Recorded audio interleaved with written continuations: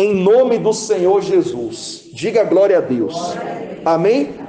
Diz assim, ó, Lucas 22, versículo 39. Lucas capítulo 22, o versículo é o 39. Jesus no Getsêmani. Quem encontrou, diga glória a Deus. Diz assim, ó, Lucas 22, versículo 39. Saindo foi, como de costume, para o Monte das Oliveiras, e os discípulos o acompanharam. Então olha para mim, Jesus foi ao monte para orar a Deus. A palavra diz que os discípulos o acompanharam. Eu pergunto para a senhora e para o senhor, você tem acompanhado Jesus? Aonde ele for? Quem tem acompanhado, diga amém. Amém. Está muito fraco esse amém, viu? Amém. Agora sim, agora eu senti firmeza. Então você vê, os discípulos o acompanharam. Aí vem uma pergunta, por que eles acompanhavam Jesus? O que Jesus tinha para dar para eles? Jesus não dava para eles nada material. O que Jesus dava para eles era a palavra da vida. Jesus dava para eles o amor verdadeiro. Jesus dava para eles a proteção, a presença de Deus, a fé, a direção para lutar aqui na terra. Então Jesus deu para eles valores espirituais. Preste atenção, nós precisamos de valores espirituais para saber administrar os valores materiais. Quem está percebendo, pastor? Você precisa receber a palavra de Deus para você ter sabedoria para administrar o que Deus te deu. Eu vou dar um exemplo. José, ele não tinha nada material. Ele era até escravo no Egito. Mas ele tinha valores espirituais. Ele tinha o Espírito Santo, ele tinha confiança em Deus, comunhão com Deus, uma vida com Deus. E a palavra diz que quando o faraó teve um sonho e não conseguiu ninguém para interpretar, veio José, que tinha valores espirituais muito profundos com Deus, e ele então interpretou aquele sonho. E a Bíblia diz que Faraó, quando viu José e ouviu José, Faraó ficou admirado e falou: esse homem, ele tem um espírito que nenhum outro tem. Então ele vai ser o chanceler do Egito, o governador, porque ele é sábio. Esse homem tem valores que outros não têm. Os outros homens da política, eles eram inteligentes, eloquentes nas palavras, mas não tinham o Espírito Santo. José não tinha nada disso, mas era cheio do Espírito Santo. Ele tinha valores espirituais. E a Bíblia diz que naquele dia ele foi abençoado. Preste atenção no que eu vou lhe dizer. Você pode não ter ainda valores materiais, digamos assim, mas você tem o maior de todos, o valor espiritual, a sabedoria de Deus, para saber contornar, para saber guiar, orientar a sua vida, de maneira que Deus seja glorificado e que você seja abençoado, abençoada. Diga glória a Deus. Então Jesus, ele foi para o monte e os discípulos o acompanharam. Se você quer vitória na sua vida, você precisa acompanhar Jesus. Se você quer paz no seu coração, você precisa acompanhar Jesus. Se você quer vencer a bruxaria, a inveja, os problemas, você precisa acompanhar Jesus. Repita comigo: eu preciso acompanhar o Senhor Jesus. Amém? Continuando, diz aqui, ó, Lucas 22, versículo 40. Chegando ao lugar escolhido, Jesus lhe disse: orai, para que não entreis em tentação. Olha para mim, igreja. Por que ele falou para orar, para não cair em tentação? Porque Jesus sabia que viriam dias difíceis. Por exemplo, nenhum de nós aqui imaginaríamos que o mundo ia passar por essa situação. Ninguém aqui imaginava. Vocês não imaginavam, pessoas lá fora não imaginavam, e isso de repente veio, e olha como está o mundo agora. Quando Jesus fala para orar, para não cair em tentação, ele quer dizer, orem para o medo não dominar vocês. Tem muita gente que está com medo disso. É a tentação. Como é que vai vencer esse medo? Orando ao Senhor. Ó Deus, me dá coragem. Deus, me dê proteção. Deus, guarda a minha vida, guarda a minha saída e a minha chegada. Meu Deus, aonde eu for, acompanhe minha vida. Ore para não cair na tentação do medo. Ore também para não cair na tentação da dúvida. Ore também para não cair na tentação da frieza. Ore para não cair na tentação do desespero. E muitos já caíram nessa tentação. Por isso Jesus falou, orem para que vocês não caiam em quê? Em tentação, igreja. Cair em tentação é a pessoa se deixar levar por aquilo que é ruim. Lembra em Mateus capítulo 4 que diz a tentação de Jesus? Próprio diabo, ele apareceu para tentar Jesus diretamente. E tentou por 3 vezes, mas Jesus prevaleceu, porque Jesus orava. Mas quando o diabo tentou Eva e Adão, mas primeiro foi Eva, Eva caiu. Por quê? Porque não orava, não buscava, não vigiava. E Deus tinha avisado Eva e Adão, cuidado, vocês não podem tocar naquele fruto daquela árvore. Vocês podem ter todos, mas aquilo ali é errado. Mesmo ela sabendo, o diabo veio, convenceu ela e ela, pimba, caiu. Sabe por quê? Porque não orava. Olha para mim, presta atenção. Qualquer um aqui, e eu também, nós aqui, se não orar, cai na tentação. Não há aqui super-homem nem super-mulher. Se tu não orar, tu cai na tentação. Se tu não vigiar, tu cai na fé. Diga, está amarrado em nome de Jesus. Está percebendo a palavra de Deus? A importância da oração. Jesus estava indo para o lugar para ser entregue, para dar vida por nós. E a frase que ele deixou foi essa: olha, orem para não cair em quê? Em tentação. O mundo está agora numa tentação. Ontem eu vi uma reportagem, pessoas chorando, desesperadas.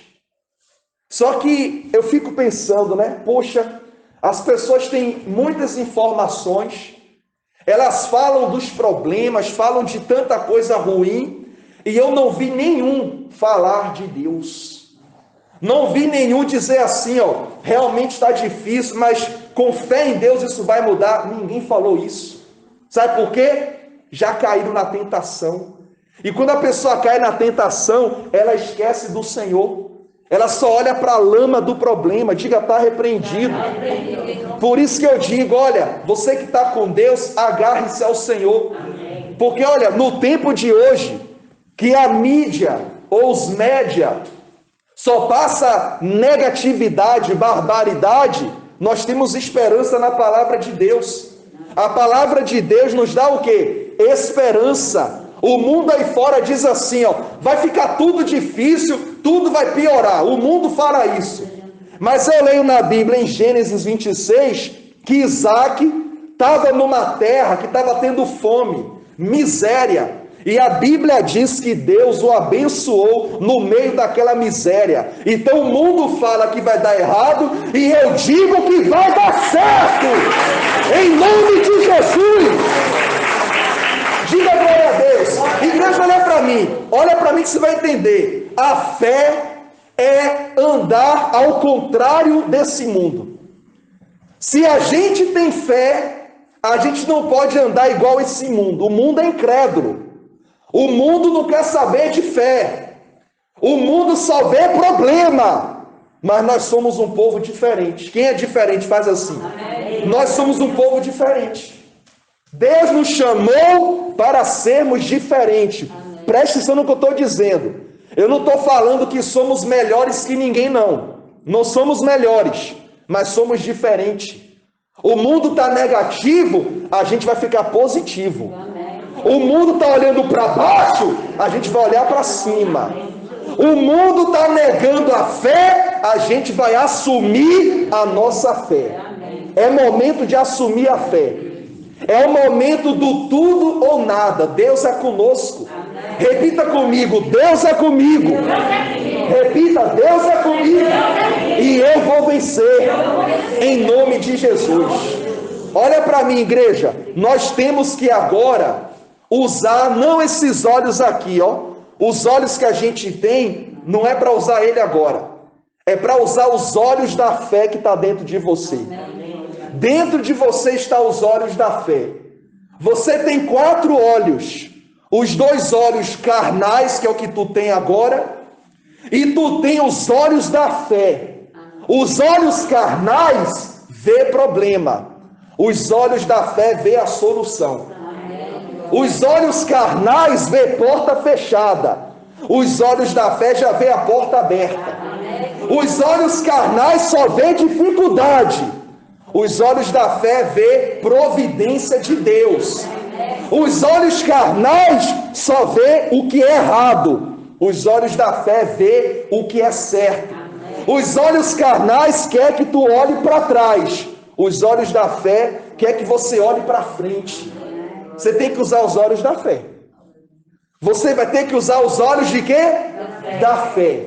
Como Jesus ensinou. Jesus é tão maravilhoso que ele deixou tudo explicado para nós hoje. Ele falou, está lá em Mateus 24, que no fim dos tempos haveria um terremoto, haveria guerra, haveria fome, haveria epidemias. Ele falou isso. Isso não é novidade para nós, isso não é novidade, está na Bíblia. E eu já preguei isso aqui inúmeras vezes, bem antes dessa epidemia chegar, eu já tinha pregado isso aqui. Quando ela chegou, como você já ouve a palavra, você, pronto, ficou triste, porque a epidemia atrapalha muita coisa. Mas ao mesmo tempo você falou assim, ó, a palavra do meu Deus se cumpriu. O meu Deus já tinha falado que ia vir esse mau tempo. Por que você ficou em paz? Porque você ouve a palavra, você tem esperança na palavra. E aqueles que não ouvem a palavra? Coitados, estão amarrados, estão caídos na tentação. Você tem que ficar firme na posição que Deus lhe deu. Diga glória a Deus. Você confia em Deus, igreja? Então eu creio, eu não tenho datas, mas eu creio que isso logo acaba, em nome de Jesus. E outro detalhe, que eu já vou concluir. Se o nosso Deus tem nos abençoado em meio à pandemia, em meio a essa luta toda, imagine quando isso passar. Se Deus tem te ajudado, pode não ser com muito, mas tem te ajudado, tem te protegido, graças a Deus. Você anda para aqui, anda para ali, e Deus tem livrado você desse vírus. Poxa, irmão, você tem que agradecer a Deus. Você tem que dar um glória a Deus bem alto. Diga glória a Deus. Porque Deus tem lhe guardado. Deus tem sido teu amigo. O teu amigo fiel é Deus. Quando você sai de casa, Ele vai do teu lado. Para lhe guardar, para lhe proteger. Vamos continuar. Diz aqui, ó, o versículo 41. Ele, por sua vez, se afastou, cerca de um tiro de pedra, e de joelhos orava, dizendo: Pai, se quiseres, passa de mim esse cálice. Contudo, não se faça a minha vontade, e sim a tua. Então lhe apareceu um anjo do céu que o confortava. Estando em agonia, orava mais intensamente. E aconteceu que o seu suor se tornou como gotas de sangue caindo sobre a terra. Levantando-se da oração, foi ter com os discípulos e achou-os dormindo de tristeza. E disse-lhes: Por que estáis dormindo? Levantai-vos e orai, para que não entreis em tentação. O que me chama a atenção aqui é que Jesus, ele falou: Pai, se possível, passa de mim esse cálice. Preste atenção no que eu vou lhe dizer. Todas as orações que Jesus fazia, Deus atendia. Mas quando Jesus pediu para ficar livre do cálice, Deus não atendeu, Deus ficou em silêncio. Sabe por quê? Porque Jesus tinha que passar por aquilo. Sabe qual é o cálice hoje? É esse problema do mundo aí, ó. Quantas orações já fizemos para isso passar e até hoje está aí. Sabe por quê? Deus está falando: eu quero que isso fique aí, porque isso aí é para um ensino, é um aprendizado para a humanidade. E mesmo assim o ser humano continua com o coração de pedra. É verdade ou não é? Mesmo com isso. Ou seja, Deus deu uma trava no mundo, permitiu isso, e o ser humano, a maioria, não está voltando para Deus. Alguns estão firmes com Deus, mas a maioria, mesmo assim, não quer. Os assaltos têm aumentado, os problemas têm aumentado. Ou seja, está ficando cada vez pior. A maldade tem aumentado. E Deus permitiu isso para ver se o ser humano se quebrantava. Não, alguns não estão se quebrantando, estão ficando piores. Mas aqueles que já são da fé estão ficando melhores. Amém. Deus está moldando a nós. Você agora está tendo mais controle, está tendo mais vigilância, está tendo mais atenção com a tua família, porque tem que estar em casa. Olha que bênção. Às vezes a pessoa não parava em casa. Com isso aí, é obrigatório, tem que estar em casa. Ficou mais família. Deus está unindo as famílias. Quem olhar para essa situação com os olhos positivos, vai perceber que isso foi permitido por Deus para modelar o ser humano, o coração do ser humano. Mas quem olhar com os olhos negativos, você vai ver miséria, só destruição. Mas Deus tem guardado a sua vida. Amém. E vai continuar guardando em nome de Jesus. Diga glória a Deus. Quem entendeu a mensagem de hoje, igreja?